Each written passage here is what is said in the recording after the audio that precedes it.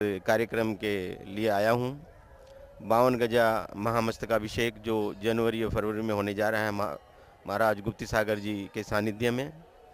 मैं हरियाणा प्रदेश को इस काम के लिए मेरे को कार्याध्यक्ष बनाया है और हरियाणा के बहुत आदमी इस कार्यक्रम में भाग लेने वाले हैं। वहाँ गुप्ती धाम गन्नौर में है और हम सब वहाँ नित्य मीटिंग आदि कर रहे हैं और इस कार्यक्रम की सफलता के लिए हरियाणा प्रदेश का एक महत्वपूर्ण इस कार्यक्रम में योगदान रहेगा। आज के कार्यक्रम के लिए गन्नौर से, सोनीपत से, गोहाना से, अम्बाड़ा से, चंडीगढ़ से, पंचकुला से, हिसार से, पलवल से, फरीदाबाद से, सब जगह से प्रतिनिधि भाग लेने के लिए आए हुए हैं। मैं समझता हूँ कि जब हम देखेंगे उसको, उस महोत्सव को, तो एक अपने आप में एक अनूठा महोत्सव आपको लगेगा। इस बार हम एक विशेष ये भी कर रहे हैं कि जो भगवान आदिनाथ का महामस्तकाभिषेक होगा वो सप्तरंगी कलशों के द्वारा भी किया जाएगा, जिसमें हम विभिन्न विभिन्न कलशों के द्वारा एक इस प्रकार की एक छाया वहाँ पर स्थापित करेंगे कि जिस छाया को देखने के लिए लोग तरसते हैं, लोग एक पर एक आते हैं।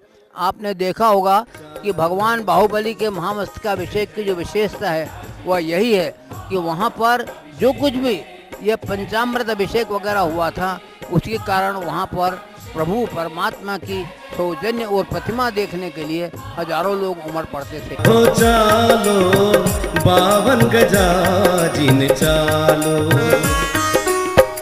आदि प्रभु जी के मस्तक ऊपर, आदि प्रभु जी के मस्तक ऊपर मंगल कलश है ढारो, चालो 52 गजा जिन चालो। चलो 52 गजा चलेंगे 52 गजा। भगवान आदिनाथ 52 गजा महामस्तकाभिषेक महोत्सव 27 जनवरी 2008 से 4 फरवरी 2008 तक संपन्न होगा। चलो 52 गजा चलेंगे 52 गजा। हमारे बीच यहाँ पर भारतवर्षीय दिगंबर जैन तीर्थ क्षेत्र कमेटी के अध्यक्ष और अभी वर्तमान में जो 52 गजा जी महामस्तकाभिषेक भारत का सबसे बड़ा महोत्सव होने जा रहा है, उस 52 गजा जी महामस्तकाभिषेक के अध्यक्ष जो कि स्वयं कलेक्टर रह चुके हैं, IAS अधिकारी की पोस्ट पर रह चुके हैं और महावीर जी तीर्थ क्षेत्र और कई जैन समाज के संस्थाओं से जुड़े हुए हैं और लगातार अपनी सेवाओं में लगे हुए हैं, ऐसी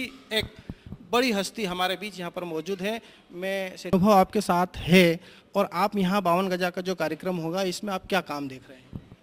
आज सुखद क्षणों में हमने भगवान बाहुबली की प्रतिमा का महामस्तकाभिषेक संपन्न कराया, उसी प्रकार उतना ही सुंदर तरीके से भगवान आदिनाथ की इस 52 गजा वाली प्रतिमा का जो 84 फुट बड़ी है और विश्व की सबसे बड़ी प्रतिमा है, उसका अभिषेक संपन्न करवाएं। जो हमने अभी देखा है वो ये है कि सूर्य की जो रोशनी भगवान की प्रतिमा पर पड़ रही है। पहले की भी हम वीडियो आपको दिखाएंगे, उसमें रोशनी पड़ नहीं पाती थी चेहरे पर, अब वो रोशनी चेहरे पर जा रही है।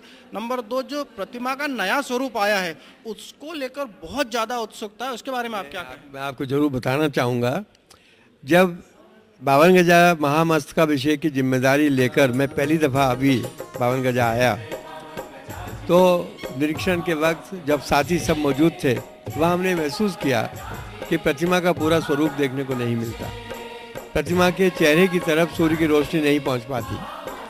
तब हमने ऊपर जाकर देखा कि प्रतिमा के ऊपर 7 गर्डर्स लगी हुई थी और कापर की प्लेट से उस पर छावन की हुई थी। हमको ऐसा ये बात विधि के हिसाब से, वास्तु के हिसाब से सही नहीं लगी, तो हमने उस पर विचार किया और ये सजेस्ट किया कि ये गर्डर्स और ये काबर की प्लेट हटनी चाहिए और इसके ऊपर एक डोम बननी चाहिए। ट्रस्ट को ये जब सवाल ट्रस्ट के सामने रखा गया, ट्रस्ट ने इसको पसंद किया। ट्रस्ट मंडल की बैठक में प्रस्ताव पास करके और जयपुर से और मकराना से कारीगरों को इसके साथ जोड़ा गया और मेरे सहयोगी श्री राजकुमार कोठारी जो वास्तुकार हैं, इस विधा में समझते हैं, उनके साथ मिलकर हमने ये काम प्रारंभ करवाया। आज जो डोम बनी है, जिसकी वजह से हम 7 गर्डर्स को वहाँ से हटा पाए हैं और जो कॉपर की प्लेट्स हटा पाए हैं, उसकी वजह से प्रतिमा के सर से डोम की ऊंचाई 14 फुट ऊंची चली गई और उसकी वजह से आज मैंने खुद सुबह भी वहाँ देखा है, बावन गजा में सूर्य की पूरी रोशनी पूरी प्रतिमा के ऊपर पड़ने लगी है। प्रतिमा के दोनों तरफ 2 पिलर्स बने हुए थे, ड्रेप सा था, बड़ा सूना सूना सा लगता था। हमने उसमें सजेस्ट किया और ट्रस्ट वालों ने उसको स्वीकार किया। वहाँ पर माता के 16 स्वप्नों को दिखाया गया है। गर्भवती माता जिसके पेट में गर्भ में तीर्थंकर बालक आता है, उसको जो स्वप्न दिखते हैं उन सपनों को उसमें दर्शाया गया है। उसके क्या प्रतिफल होते हैं वो सब आख्यानों में लिखे हुए हैं, लेकिन उनके भाव वहाँ बनाए गए हैं। अष्ट प्रत्याहार्य वहाँ बनाए गए हैं। इस प्रकार से 16 और 8 24 पैनल्स वहाँ बनाए गए। एक पैनल की लंबाई चौड़ाई कोई 9 फुट बाई 4.5 फुट की है। बहुत बड़ी प्रतिमा है, इसलिए बहुत पैनल्स में लगे हैं। और 24 पैनल्स लगने के बाद अब उसमें थोड़ा सा कलर शेडिंग का काम हो रहा है और 1 हफ्ते के बाद जो मचान बांधे हुए हैं इस काम को करने के लिए वो हम वहाँ से हटा सकेंगे। तब जो जनता के सामने इस प्रतिमा का नया स्वरूप आएगा वो देखते ही बनेगा। मेरा ऐसा विश्वास है कि जो वास्तु दोष था वो दूर कर दिया गया। ये छवि जब जनता के सामने पहुँचेगी, इलेक्ट्रॉनिक मीडिया के माध्यम से पहुँचेगी, विश्व भर में पहुँचेगी, तो ये प्रतिमा तो एक चमत्कार साबित होगी, क्योंकि विश्व में आज ये सबसे बड़ी प्रतिमा है। आगामी 20 जनवरी से 4 फरवरी तक महामस्तकाभिषेक के अंतर्गत यहाँ पर होने वाले भव्य सांस्कृतिक कार्यक्रमों का भी आप आनंद लें। इस हेतु हमने देश के विख्यात एवं हास्य कवियों का एक कवि सम्मेलन भी आयोजित किया गया है। देश के प्रसिद्ध गीतकार एवं संगीतकार रविंद्र जैन की भी एक भजन संध्या रखी गई है। बावन गजा सिद्ध क्षेत्र श्री बावन गजा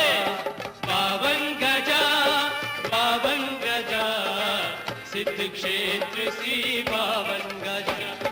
जय बोलो श्री आदिनाथ की, जय बोलो श्री आदिनाथ की, जो लाए जिन धर्म ध्वजा। बावन गजा सिद्ध क्षेत्र श्री बावन गजा। जय श्री राधे जिन तुम हो तारन तरन भविजन प्यारे, इंद्रधर नींद्र स्तुति धर तुम्हारे। देश की भजन गायिका अनुराधा पोरवाल का भी एक विशेष कार्यक्रम रहेगा, तथा कलकत्ता के राजेंद्र जैन तथा नासिक की एक पार्टी के द्वारा जादू किया जाएगा। आदिवासी लोक नृत्य निमाड़ के लोगों के द्वारा किया जाएगा, तथा इंदौर के भी कई संस्था द्वारा कार्य किया जाएगा, तथा इंडियन आइडल की गायिका मीनल जैन का भी कार्यक्रम रखा गया है। निमाड़ के लोगों का भी बहुत कार्यक्रम यहाँ पर आयोजित किया गया है, तथा मेरी सबसे यही गुजारिश है कि यहाँ पर होने वाले समस्त कार्यक्रमों का आनंदपूर्वक आनंद लिया जाए और इस कार्यक्रम को सफल बनाया जाए। आदिनाथ की यह मूर्ति अपने आप में केवल जैनियों की ही नहीं, सारे देश की पुरातात्विक धरोहर है। इस पर हमको ही नहीं, पूरे देश को गर्व है, नाज है कि एक ऐसा देश जिसमें ऐसी विशाल काय मूर्तियाँ हजारों साल बनती रहीं और हम उनके चरणों में अपने प्रणाम अर्पित करते आए। बहुत उत्साह दिखलाई दे रहा है पूरे समाज में, खासकर नवयुवकों में तैयारियां चल रही हैं। आध्यात्मिक क्षेत्र में जो विश्व की सबसे बड़ी मूर्ति प्रतिस्थापित की गई है, वो भी एक ही शिलाखंड पर उत्कीर्ण करके, वो उसे आर्थिक दृष्टिकोण से परे आध्यात्मिक दृष्टिकोण से, नैतिक दृष्टिकोण से, धर्म के दृष्टिकोण से पूरे विश्व में प्रथम पायदान पर लाकर खड़े कर देती है।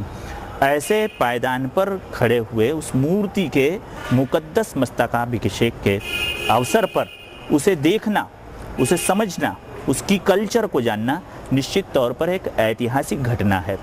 मैं तमाम जैन समाज के जितने भी संगठन हैं, जितने भी पदाधिकारी हैं, वो तो वहाँ पर उपस्थित होकर कलश से अभिषेक करते ही हैं, लेकिन उन तमाम लोगों से जिनके ज़हन में हिंदुस्तान की संस्कृति को, जैन सभ्यता को, जैनों के आचार विचारों को, उनकी पवित्रता को देखने की, जानने की ललक है, वो वहाँ पर अवश्य उपस्थित हों।